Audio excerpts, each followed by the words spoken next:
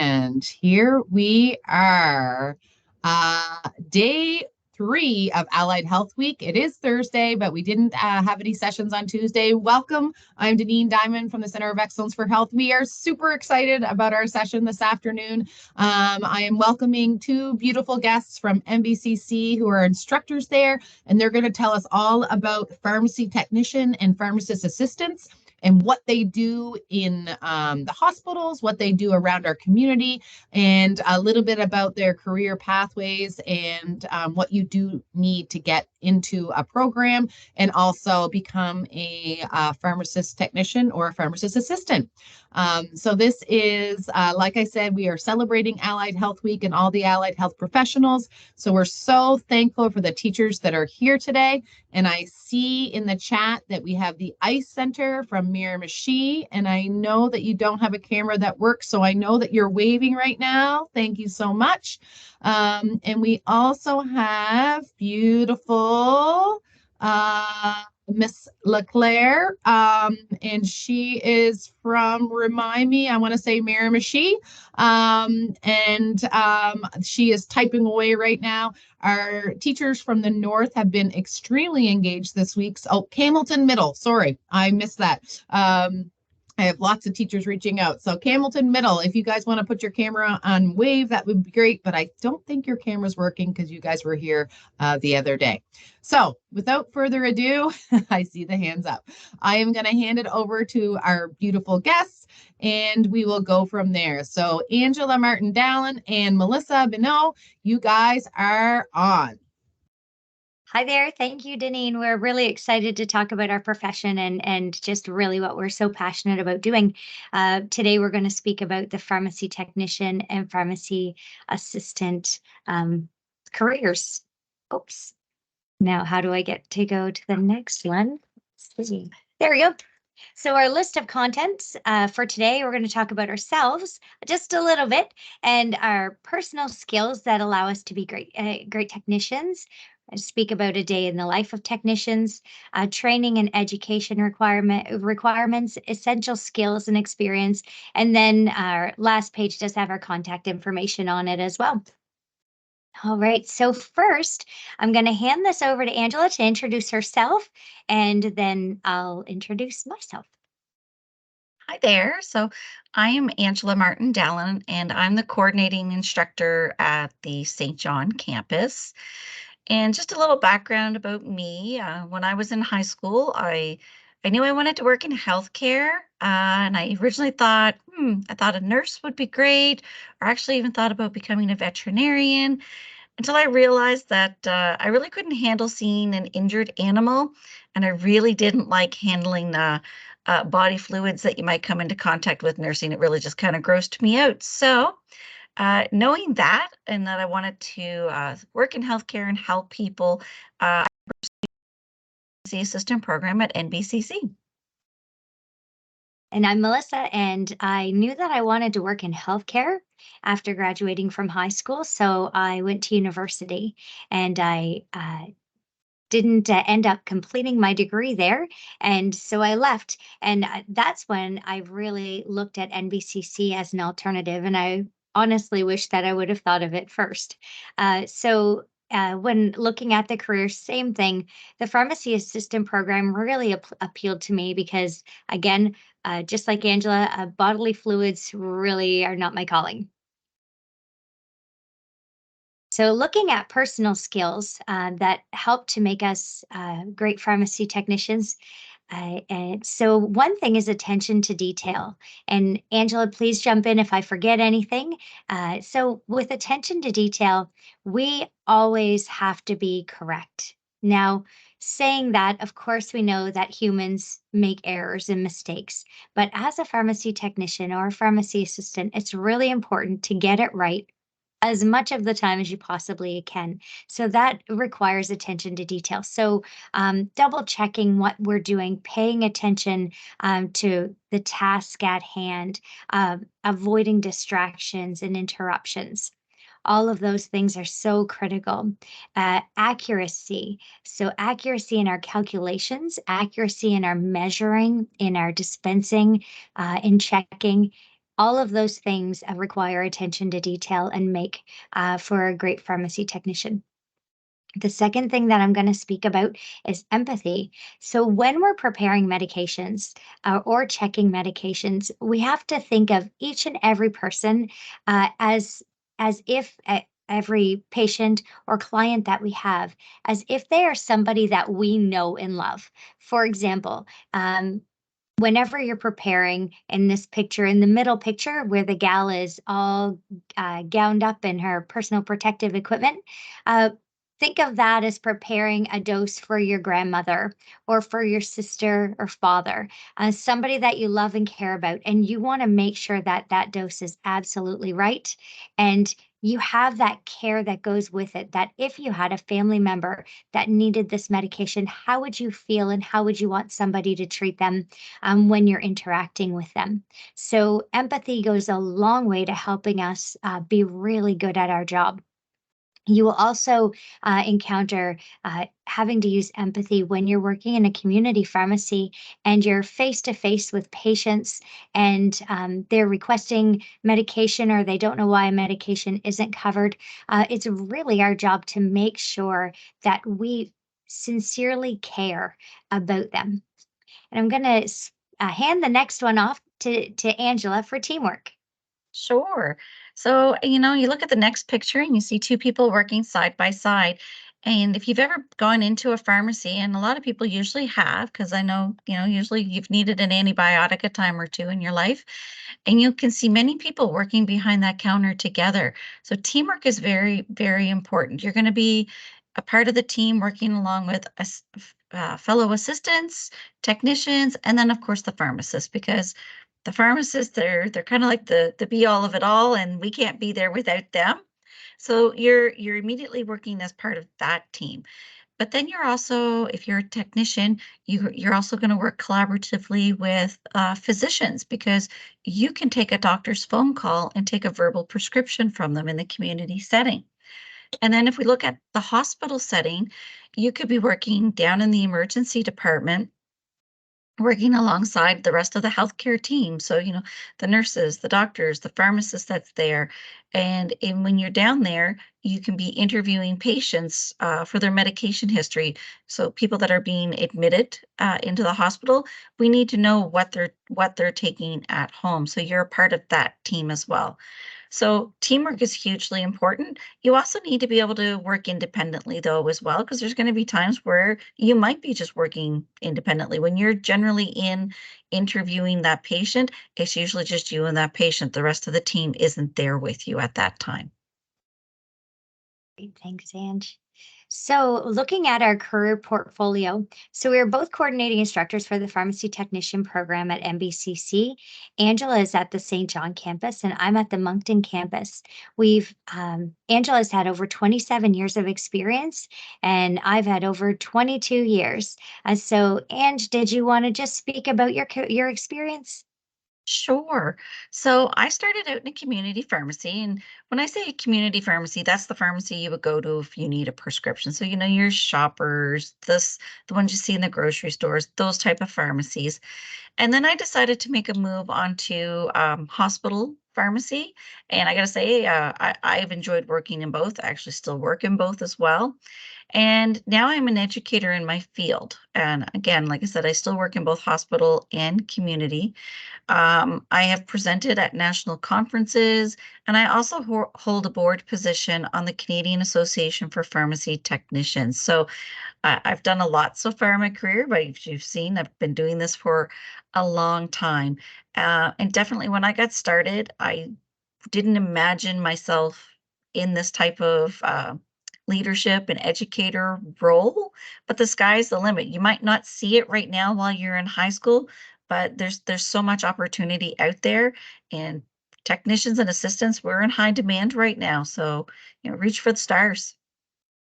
Absolutely. Thanks, Ange. And so I started my career in hospital pharmacy, and I moved with my family 3 times over the last several years. So I've actually worked at 3 different hospitals and enjoyed all of them. It definitely gives me a great perspective of hospital pharmacy.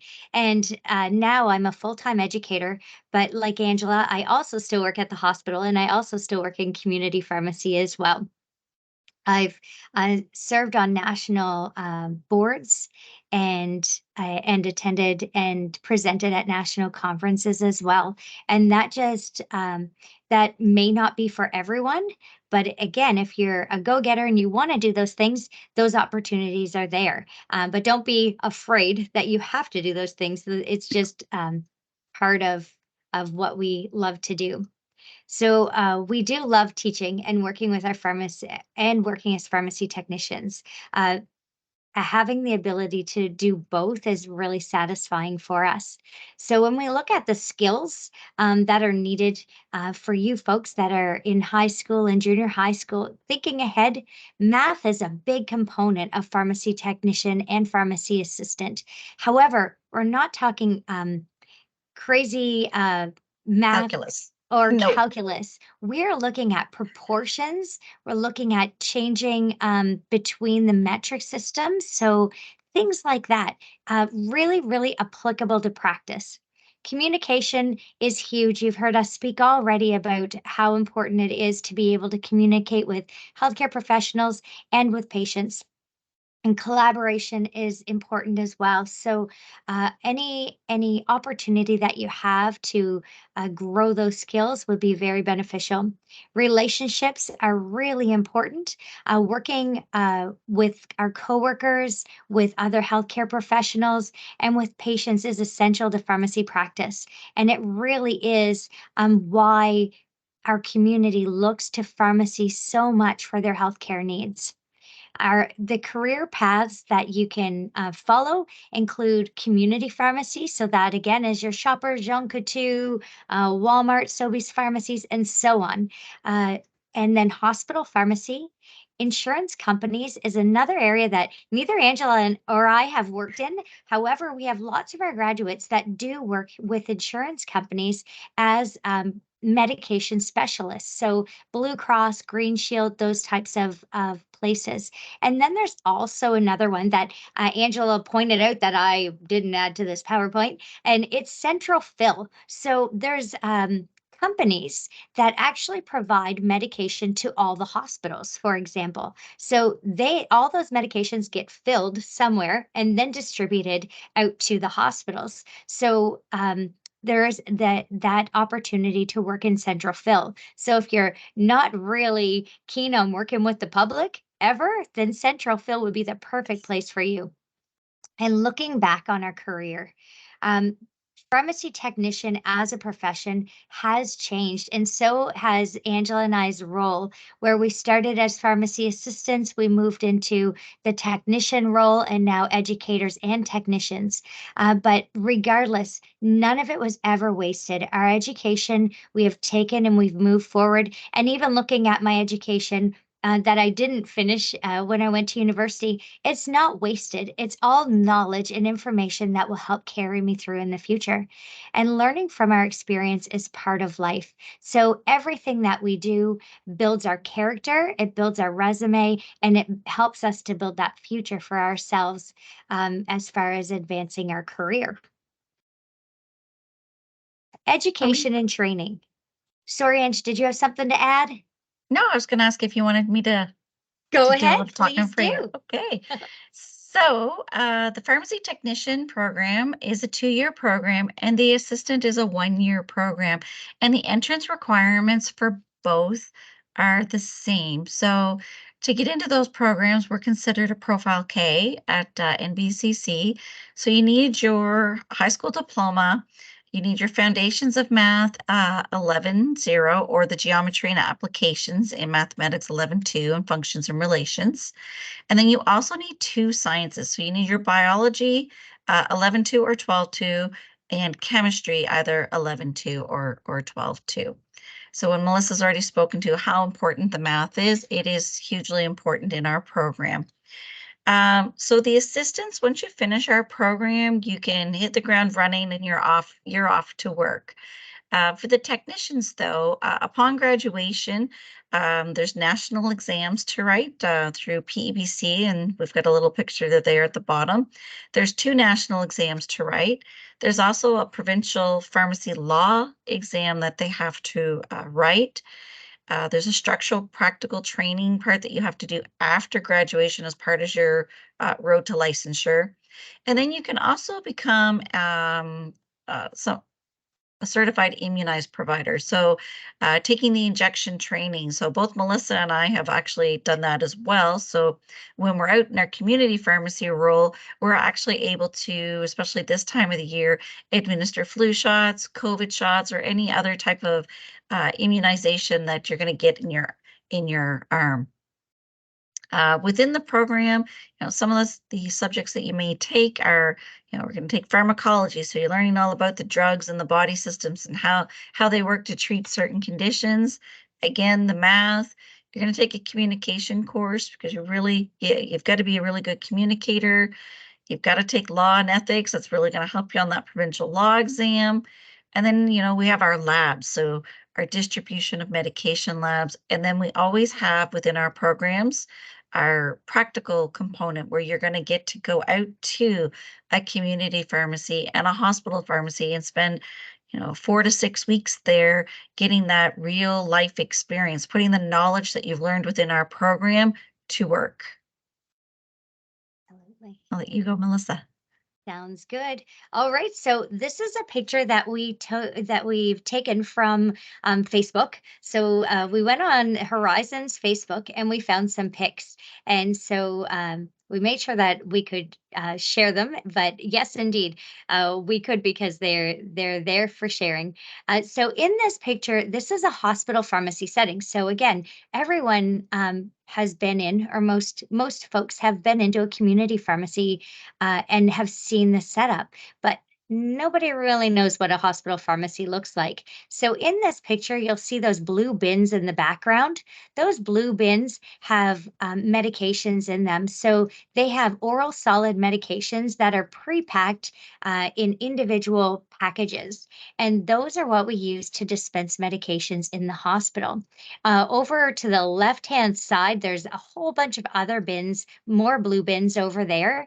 And in that corner, we would keep some oral solids, but also things like inhalers, creams, ointments, injections, everything that could possibly be dispensed would be in this area.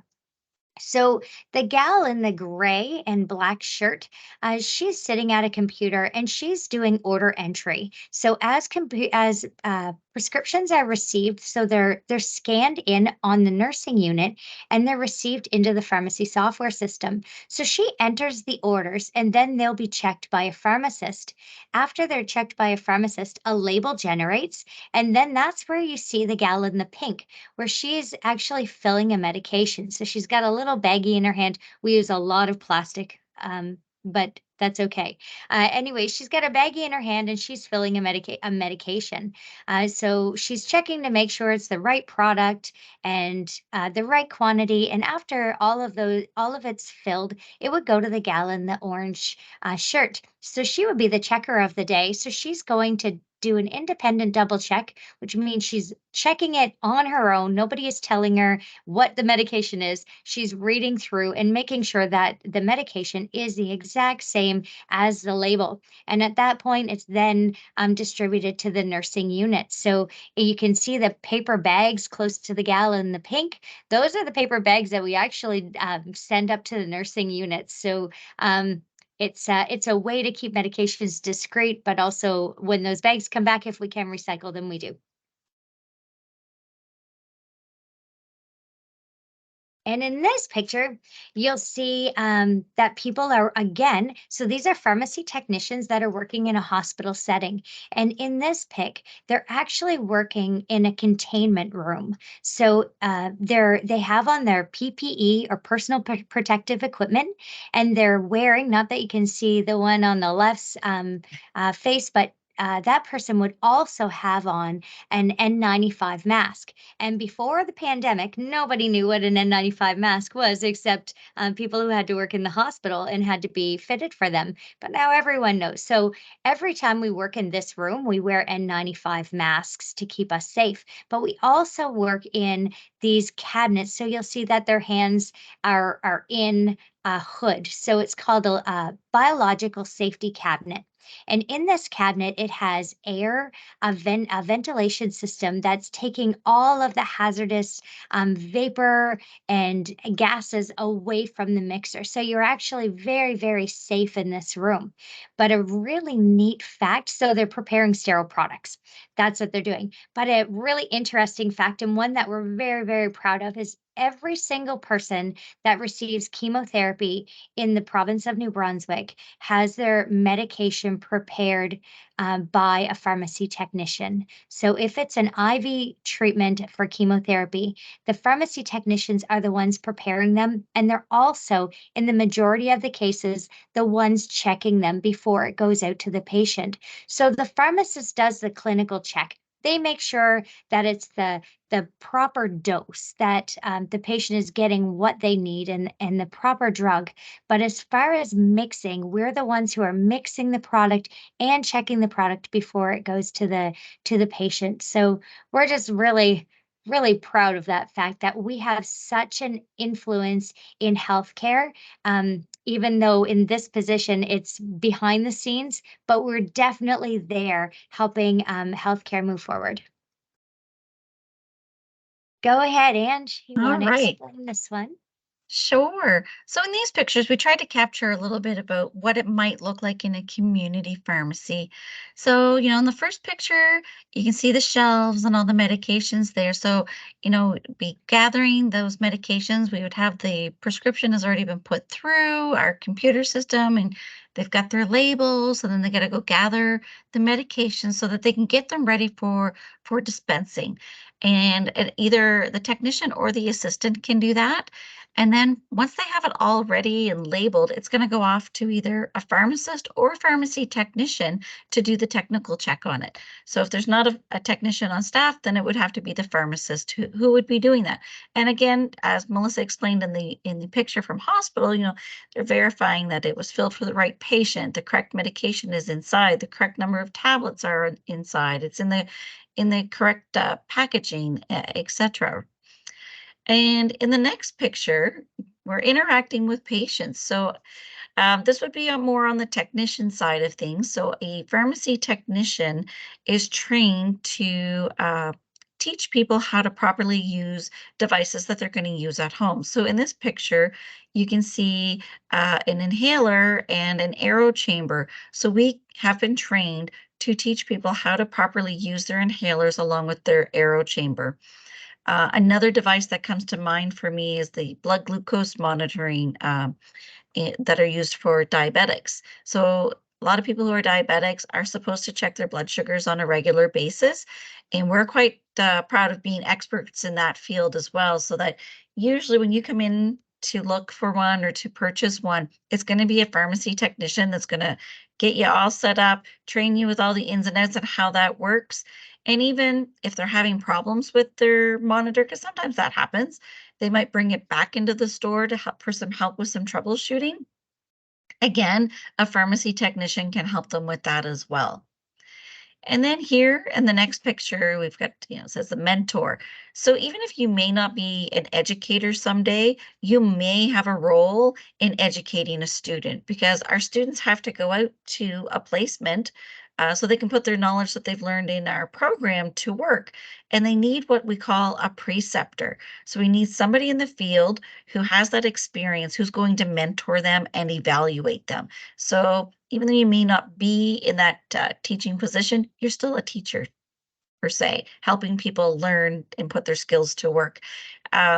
Even when there's a new hire, somebody has to help train you. So you may be involved with helping to train somebody who's been newly hired as well, because even though you have your training from your program, or you might even come from another location with experience, every pharmacy is a little different. They might have a completely different pharmacy software that you've got to learn a little bit about. their clientele could be a little different. Just the ins and outs of how things work can be slightly different in each location. So you could be involved with mentoring a new hire or a student. So lastly, our career advice. Being a pharmacy technician allows us the opportunity to help others daily, whether it's teaching, preparing medications, or administering injections. We're part of the New Brunswick healthcare team, and we're really proud of that. Here's our contact information if you ever wanted to reach out to find out more. And in this picture, it says you don't have to see the whole staircase. You just need to take the first step. So that's really important as high school students to recognize that you may not know what you want to do for the rest of your life. So Angela and I have explained that we certainly did not know what we wanted to do for the rest of our life, but we did take a chance with our education as a pharmacy technician with NBCC.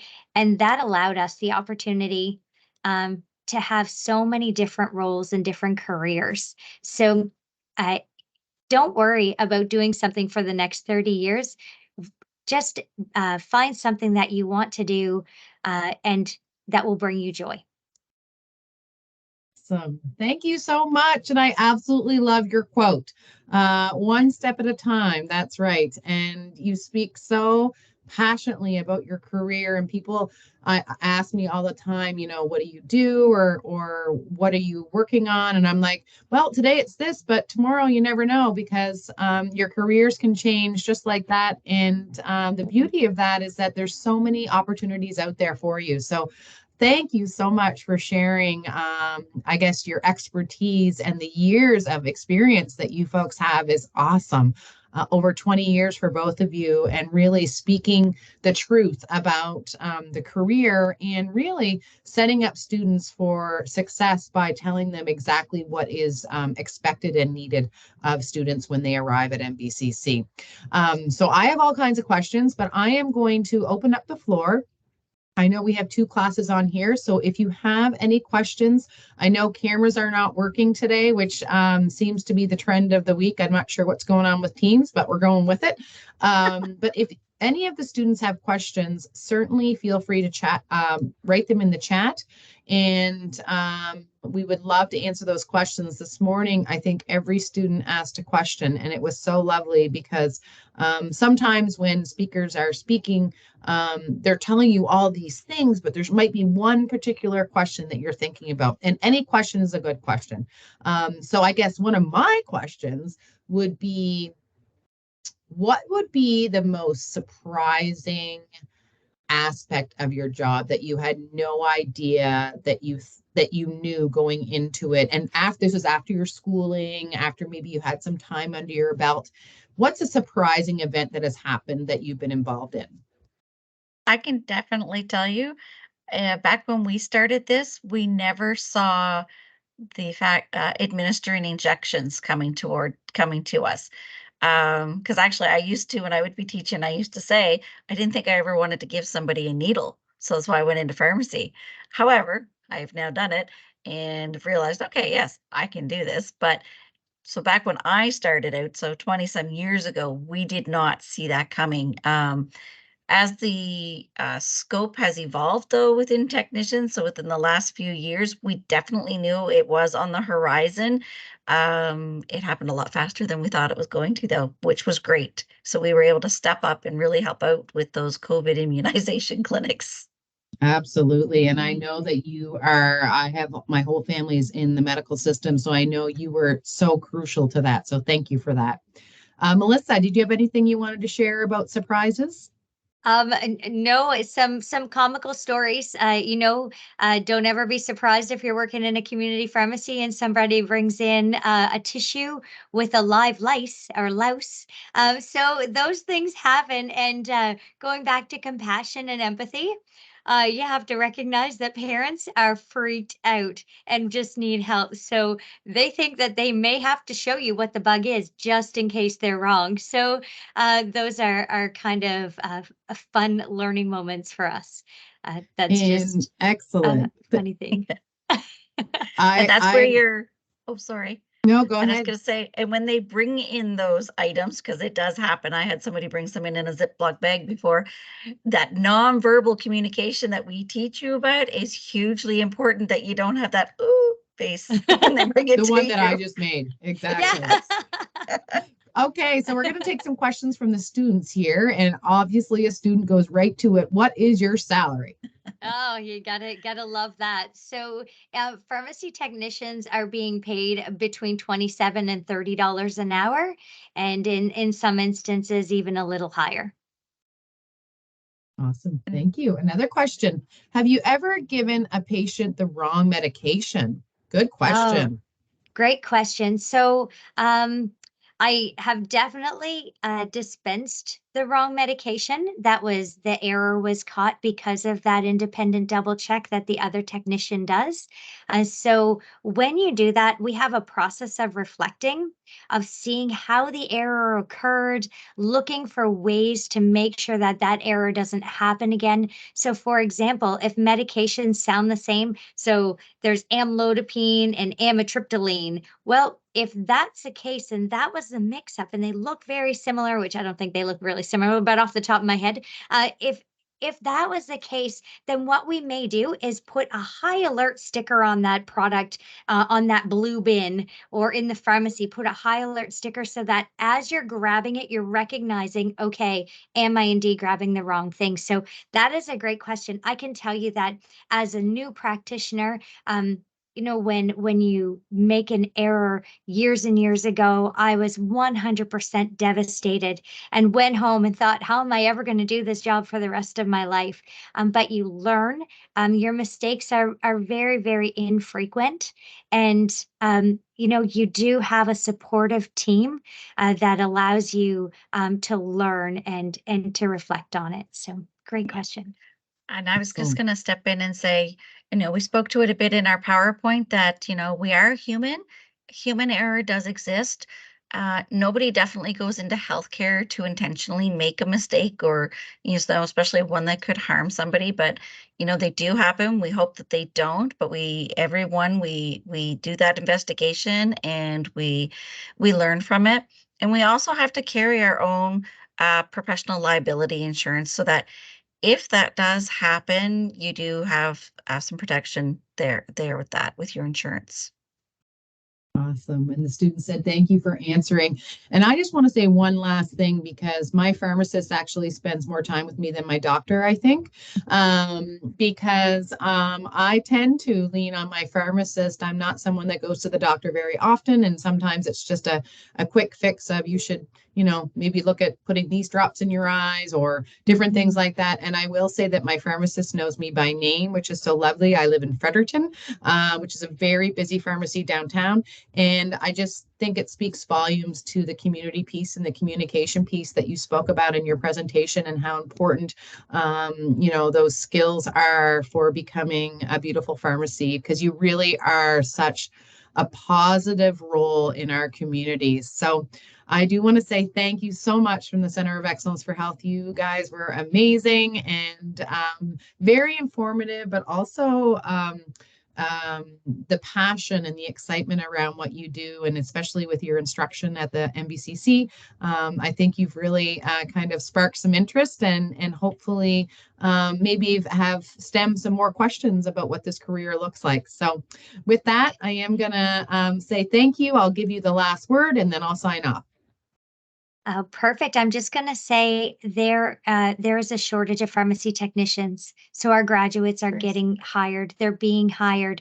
There's uh, bonuses to being hired on in the hospitals and in community. So there are jobs and that's always important when making your decision. Yes, I was going to say the same. We are in great demand right now. There's a huge shortage. There's a lot of shortages in healthcare in general, but pharmacy is definitely one of them. So technicians are in high demand and assistants are as well. Yep.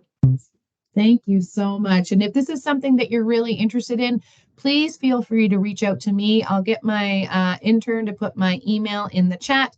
And also, I would bring those questions right to our guest speakers, and I'm sure they'd be very willing to answer. But certainly, teachers, if you have additional questions or maybe want to engage with our guest speakers, please feel free to reach out.